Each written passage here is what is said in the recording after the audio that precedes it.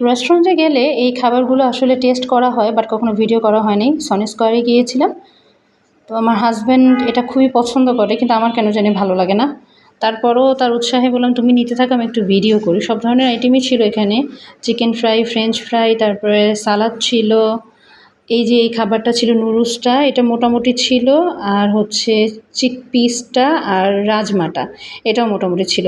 আর এটা আমার সবচেয়ে প্রিয় ভাই, কলস্লো টাইপ সালাদ যেটা, এটা আমি এক ঘোল খেয়ে ফেলতে পারবো একবারে। আর এই পাস্তাটা যেটা ছিল, ক্রিমি পাস্তা যেটা, সেটাও মোটামুটি ভালোই ছিল, বাট চিকেন ফ্রাইটা ভালো লাগে না খুব একটা। ওটা আমি খাইও নি, আমার ছেলে খেয়েছে, আমি শুধু একটু টেস্ট করে দেখেছি।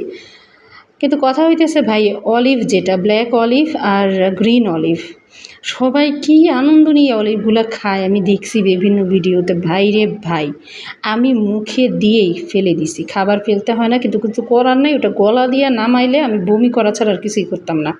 মানুষ কেমনে খায় অলিভগুলো আমি জানি না, বাট নুডলসটা, পাস্তাটা, রাজমাটা আর ওগুলো একটু ভালোই লাগছে। এরপর ওজন দিয়ে দেখলাম 300 গ্রাম, টাকাটা দিয়ে খেয়ে নিলাম।